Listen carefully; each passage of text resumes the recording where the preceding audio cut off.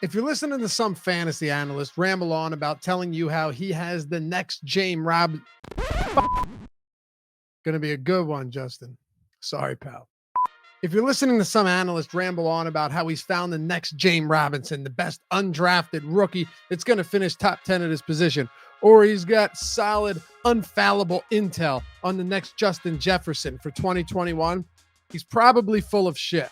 But that doesn't mean we can't be searching for guys that can win you your leagues, and that's what we're here to talk about today. I'm Dave Loughran of Awesemo.com. Hit that thumbs up, subscribe to the channel, and leave a comment. Tell me what you think about all of the players on today's list. Because as I made this, I realized almost all of them, all but one of the players on this list, finished higher at their position in fantasy land last year than they're being drafted this year. And amazingly, some of them missed 3 games and still finished way higher at their position than they're being drafted in 2021. We got a good one for you today, so buckle in and let's get to it. Oh, and if you still aren't playing at Underdog Fantasy, you're just letting life pass you by. You'll get $25 when you sign up using the promo code Awesemo and get to compete in some monster tournaments that pay out over $1 million up top, or the puppy that pays $100K to first and is only $5 to enter.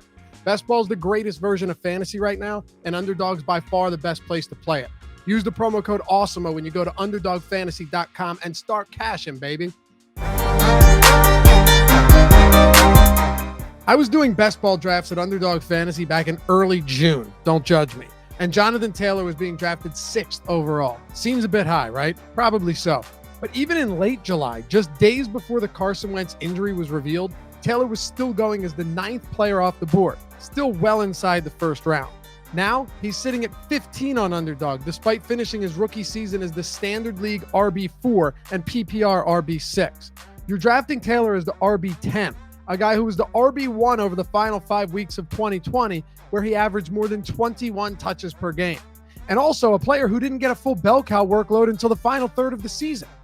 Indianapolis didn't draft Taylor not to use him. The dude saw 926 carries across 3 seasons at Wisconsin and was 8th in carries as a rookie.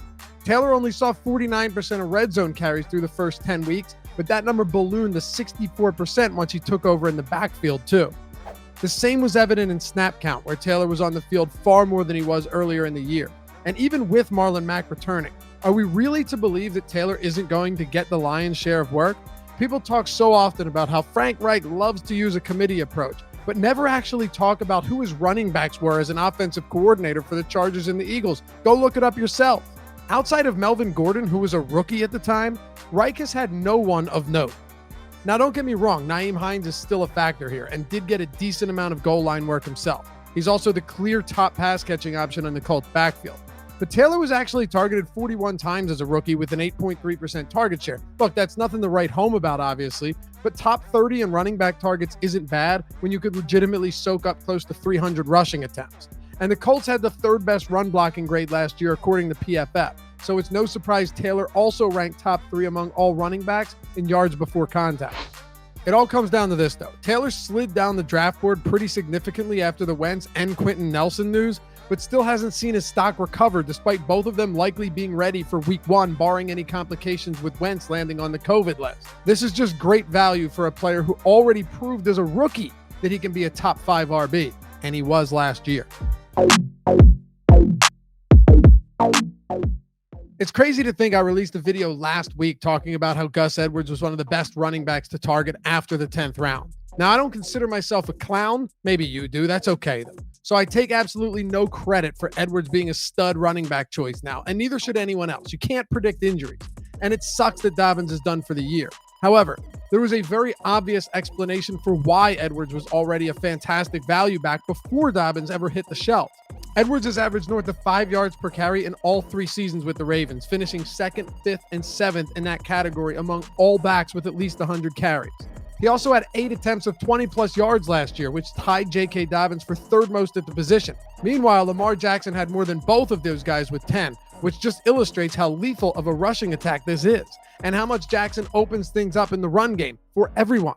But here's the biggest reason Edwards was viable. This dude was already providing legitimate utility in the Ravens' backfield. I mean, he was being drafted right next to Tony Pollard and 2 rounds after A.J. Dillon, despite already being a 10-touch-per-game player in a top-tier run game.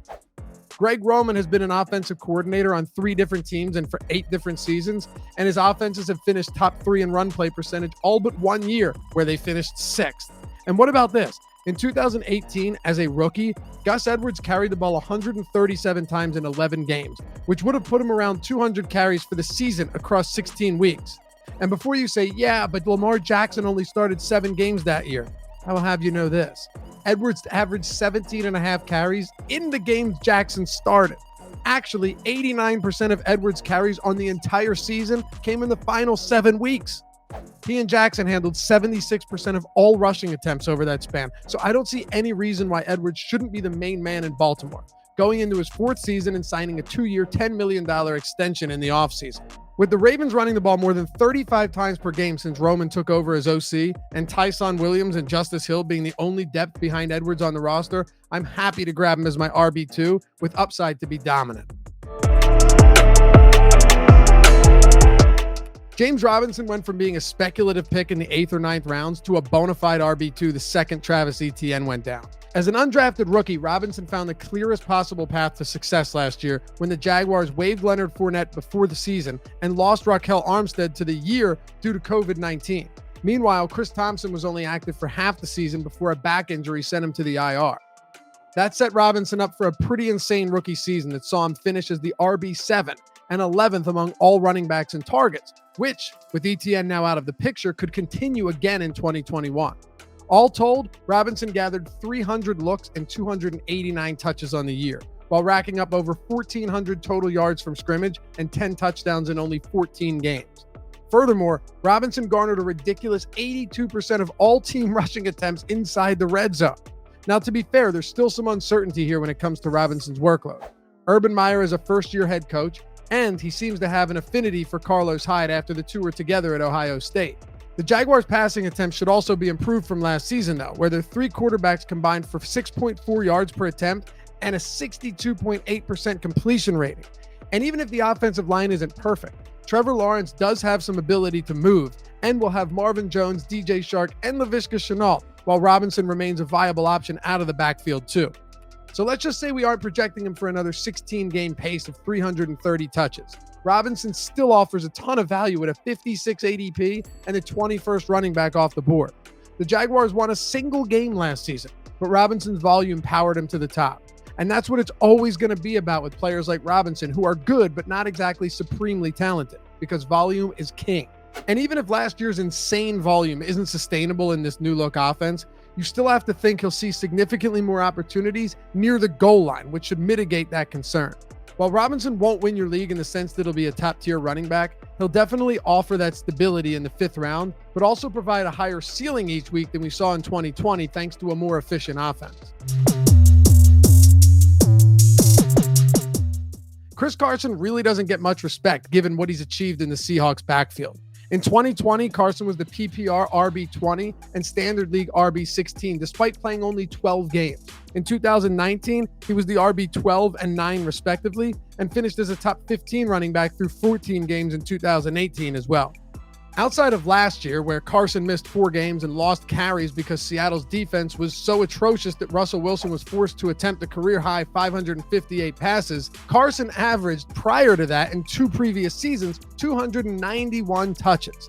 He's a legitimate high-end RB2 with low-end running back 1 upside, but is being drafted as the RB18 well into the 4th round. The crazy thing about Carson is he's finished above where he's being drafted in all 3 seasons as the Seahawks workhorse, and he's played 12, 15, and 14 games in those years. Yes, his violent style of running is conducive to injuries, but a healthy Carson easily makes for one of the best picks you can make at this range of the draft. And I feel like Carson's pass-catching ability often goes overlooked. He's hauled in 37 catches in back-to-back seasons while racking up 6 receiving touchdowns over that span. There's no one of real value behind Carson on the depth chart either, unless you consider surprise first-round pick and oft-injured Rashad Penny one of them. But more than anything, there's no way Pete Carroll will want to throw as much as they did in 2020, even if the word on the streets is that new offensive coordinator Shane Waldron is going to let Russ cook in this new up-tempo offense. But here's the thing.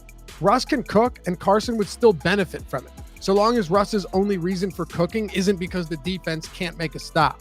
Just look at the splits from last year. Seattle allowed a preposterous 30.3 points per game in the first half of the season, where Wilson was the QB2. Over the second half of the season, they limited opponents, albeit some bad ones, to 16 points per game, and Wilson was the QB13. So they need to find the balance here, and I think they will, especially now that the defense made considerable improvements over the second half of last season. Carson has legitimate league-winning upside at his ADP, but is going to provide at least solid RB2 numbers almost every single week. You have to love that.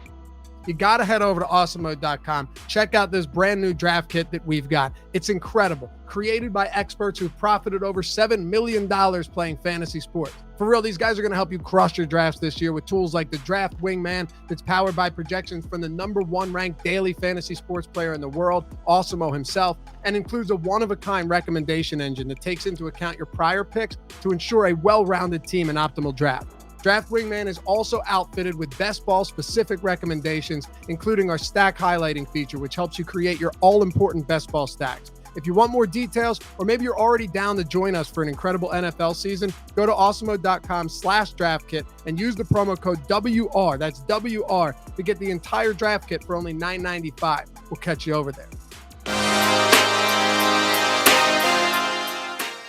It's so easy to look at players and say, yeah, he's good, but he's not involved enough in the passing game for me. Or, yeah, dude's got talent, but I don't think he'll get a full workload in this backfield. And oftentimes those responses are entirely warranted. That's what makes someone like Derrick Henry so special. Tennessee targeted their running backs less than any other team last year, and Henry caught only 19 passes for 141 yards and no score, but still finished as the RB1 in standard formats and the PPR RB3. But what if I told you there was a running back who accomplished something more impressive than Henry did last year? That's right. Nick Chubb finished as the RB9 despite completing only 11 games, having 190 carries, and a mere 16 receptions. I honestly believe Chubb could be the best pure rusher in the game, and I have the stats to back it up. Only J.K. Dobbins averaged more yards per attempt than Chubb's 5.7 last year, and no one averaged more yards after contact per attempt than the Browns' lead rusher. Moreover, Chubb forced 58 missed tackles, which worked out to 1 per every 3.3 attempts. Henry led the league in missed tackles, but averaged 1 per every 5 attempts. I'm obviously not shit-talking Henry here. He's a fantasy stud who will likely lead the league in carries again, and he's really, really good. But on an efficiency basis, Chubb is arguably better. Granted, volume is king in fantasy. We've already touched on that. So we aren't drafting Chubb ahead of Henry or anything crazy. But with an ADP of 14 on Underdog, he has the potential to win leagues for whoever drafts him in that range. Again, Chubb was the RB9 in 11 and around a half games in 2020, but he's being drafted as the RB9 this year despite being projected to play a full season. Chubb's 16-game pace last year was 264 carries, 1,484 rushing yards, and 17 touchdowns. He can score from literally anywhere on the field and absolutely wears defenses down throughout a game.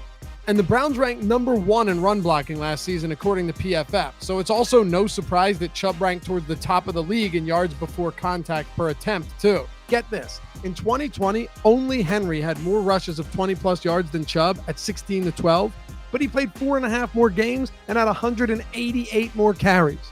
All I'm saying is, even though Kareem Hunt is in the same backfield, Chubb is just too skilled not to get fed every single week. He's as good as it gets and deserves to be a first-round pick despite the lack of pass-catching upside. Oh, and I forgot to mention, Cleveland ran the ball at the 5th highest clip last year with over 30 attempts per game, and Baker Mayfield is no Lamar Jackson. So it's possible that Nick Chubb could easily see around 19-20 carries a game, and Kareem Hunt still gets worked into the mix as well.